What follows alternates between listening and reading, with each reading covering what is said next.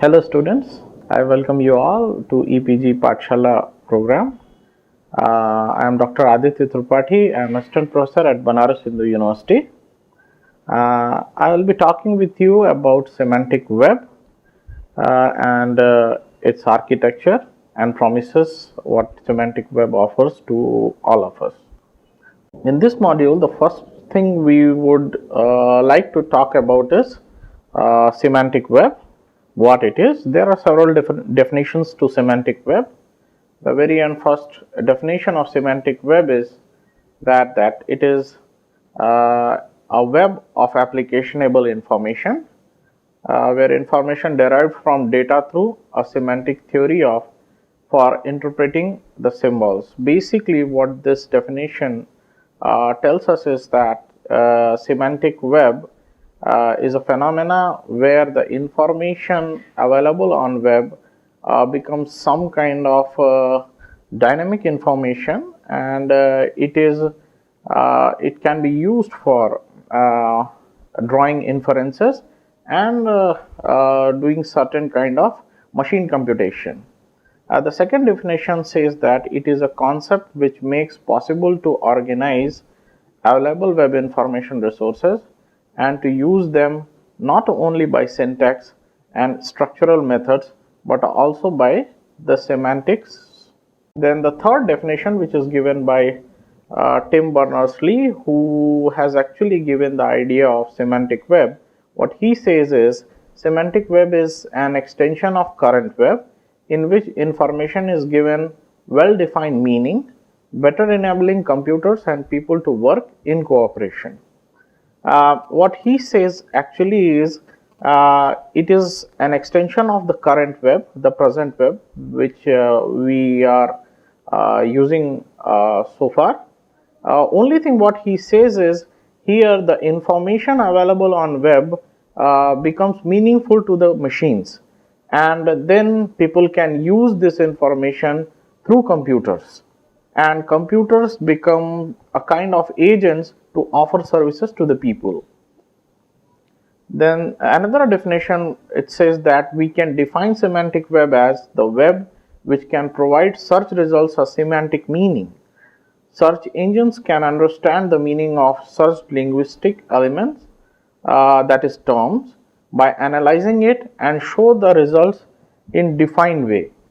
Basically, this definition says that the machine or the computers or the search engines will understand the meaning of the search term under various contexts, and they will generate the services by analyzing these terms under different contexts. Then need of semantic web.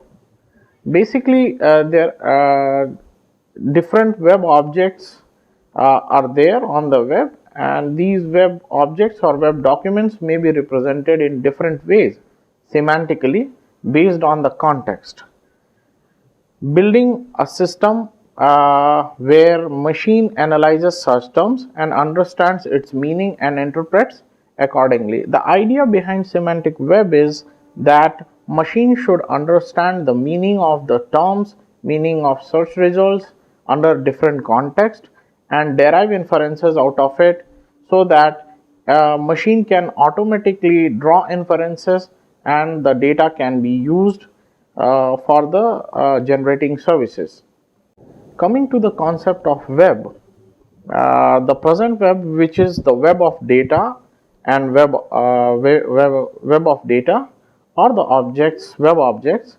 Here the basic goal is to provide a common framework to share data across various web applications across the boundaries. Okay, so the idea is that the data or the web objects, one web object can be inferred under various contexts, and different services can be drawn from one object. And the idea of building semantic web is based on ontologies, then standards, and there are different layers to it.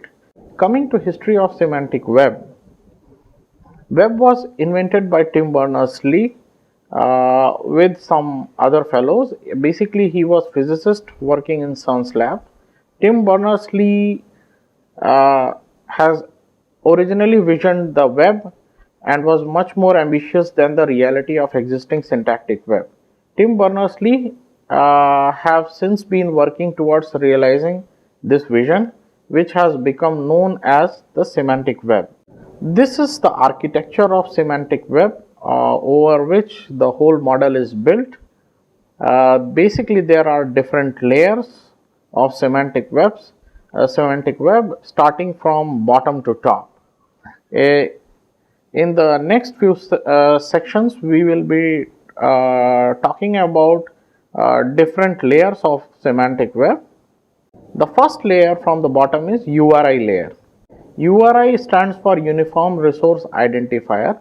The basic idea is that each resource on the web has a unique ID by which it is identified. So basically, URIs are the ground term for semantic web. The most important use of URI is that it provides understandable identification of all resources in a distributed internet system. And next layer is XML layer. XML stands for Extensible Markup Language. Basically, this language is a user definable language and domain specific language. It is used for those documents which have structured information, and XML namespaces allow to specify different markup vocabularies in one XML document. So basically, with namespaces we can use different metadata schemas or vocabularies in one XML document by calling them using namespace. Extensible markup language was designed to describe data. XML tags are not predefined in XML. One can define his or her own tags in XML document. XML uses a document type definition to describe the data. This is basically to authenticate the structure of XML document. XML with a DTT is designed to be self-descriptive. It shall be easy to write programs using XML. The processor could read the XML document easily. XML document is human legible and reasonably clear. The XML design should be prepared quickly. The design of XML should be formal and concise. XML document shall be easy to create. Basically, XML document is a plain text file. Here is one example of an XML document. You can see here that the first line demonstrates that what version we are using of XML, and in that there is a property called encoding, which says that it is UTF-8 document, which is a character representation system. From the second line, actually it is, this document is, if you read this document, it is about a book. In the second line, there is a tag called book, which is started. Inside this book tag, there is another tag called title, which has a value called prolegomena to library classification. Then inside book, there is another tag called author. Inside author, there are two tags called F name and L name, representing first name and last name of an author. Then inside book, there is edition tag and place tag, publisher, and so on. So if one sees an XML document, this one XML document displays a hierarchy of tags in which there are parent tags and child tags. The next layer is RDF layer. RDF stands for Resource Description Framework. It is basically a conceptual model of representation of knowledge within the document. This RDF standard is maintained by W3C. Basically, an RDF statement is represented by a triple. We also call it as expression or statement. A triple has three parts: a subject, which is represented by a resource; a predicate, which is the property of the resource; and object, the value of resource. In this slide, we represent a RDF statement. In this statement, one can see that there is a resource called isibank.ac.in/drtc. Then there is a property to this resource called as creator, and the value to creator is Suchitra. The domain isibank.ac.in/drtc is subject, creator is product, and value is object. This is a little complex model of RDF representation. Here the same resource is represented by many properties. We here, in order to represent the properties, we have used Dublin core. That is why here you can see that we have used Dublin core namespace. There are different properties for this resource, like Dublin core creator, Dublin core contributor, Dublin core title, rights, Dublin core data, Dublin core language, Dublin core format, identifier, and so on, and then the values to these properties. This is an RDF representation of a document. Previously we have shown. In an RDF document, which is an XML file, we have very first element called as RDF, and then the whole document is represented by RDF description. Inside RDF description, we can use namespaces, like in our case we have used Dublin core elements like title, creator, language, and so on. Then the next layer is taxonomies and ontologies. Both terms are synonymous terms and almost used in same context.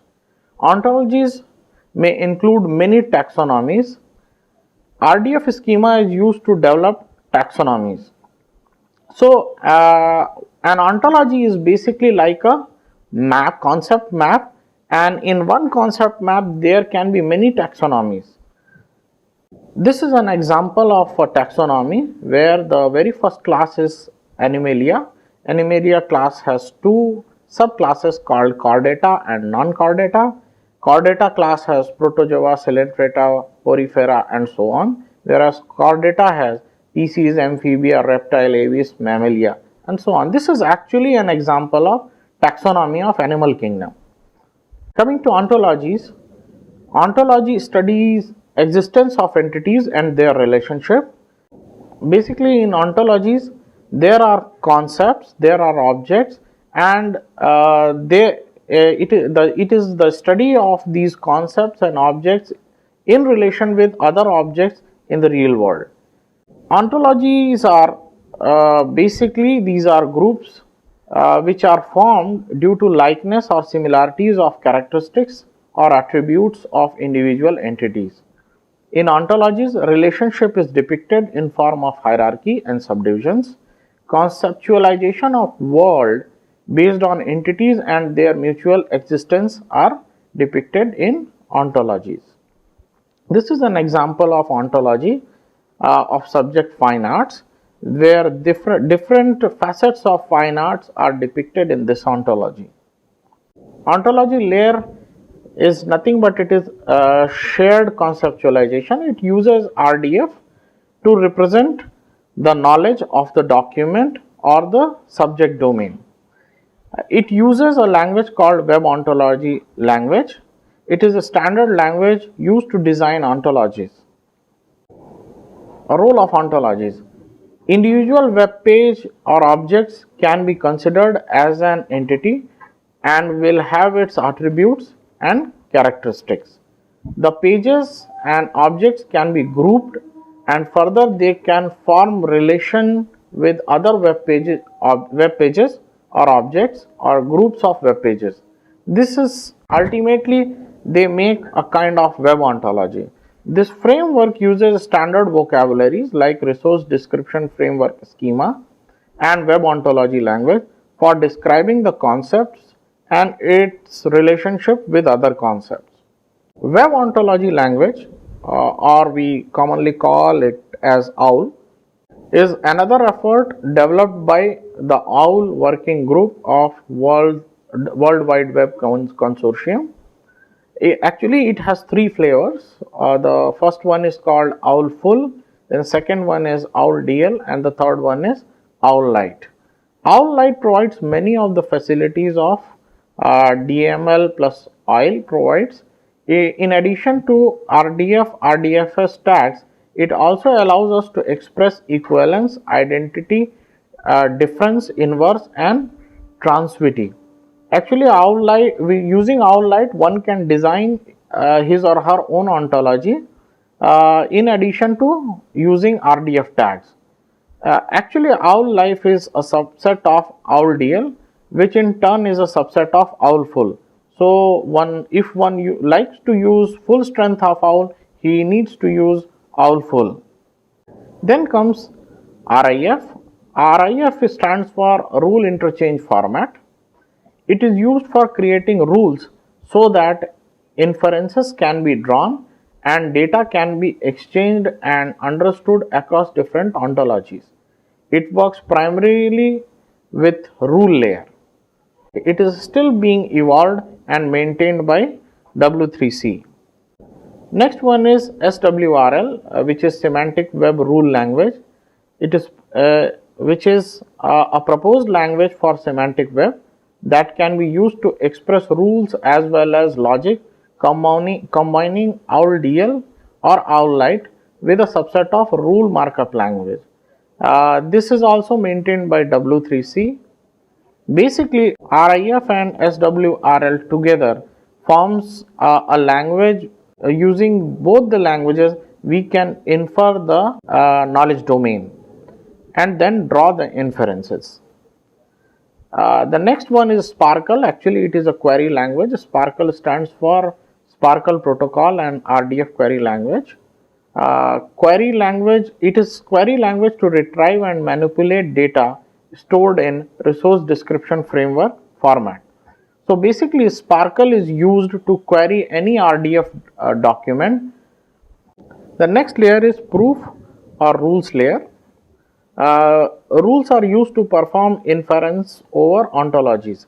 So rules basically infer an ontology and draws conclusion over which some services or some decisions are made.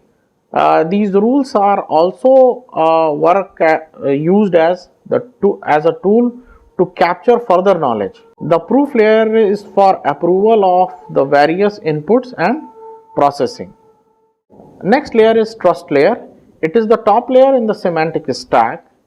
It should support for provenance or trust. Provenance basically means where does the document come from, how does the information has been obtained, and can I trust a piece of information. Trust is largely unexplored issue. There is no standardization effort so far towards developing trust layer. In trust layer, there are several policies which can be adopted, which can be used. The first one is reputation based trust, which includes rating system, which is normally used in our today's search engines to rate the web pages. The second one is context based trust, which uses lot of background information to build trust. Then the third one is content based trust. Basically, in content based trust is lot of related information content are analyzed, and in the context of these information, the trust for the present object is built. Coming to promises of semantic web, semantic web can represent information in more categorized way, unlike our present day search engines or present day web where information is disorganized. Taxonomy is more standardized way for representing knowledge. In semantic web, we use taxonomies, which is more standardized way to group same kind of information, same kind of object at one place. Data can be linked such that meaning of full inferences are drawn.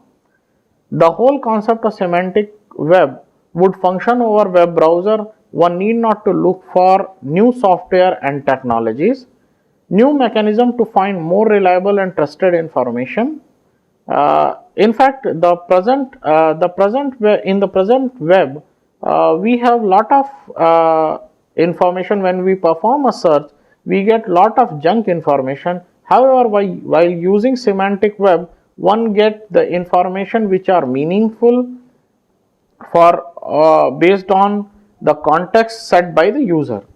The last one is new services and agents will be developed based on such kind of semantic technology, and intelligent agents will be used to pipe in useful data from other resources. Dear students, so far we have discussed about semantic web, what it is and the need of it. In the present module, we have discussed about the architecture of semantic web, and it promises this technology is still to be evolved and much more has to be done. The standards are still being evolved by W3C like OWL and RIF and SQ, Sparkle and so on. For much more detail, if you are interested in, you can look into eText. Thank you.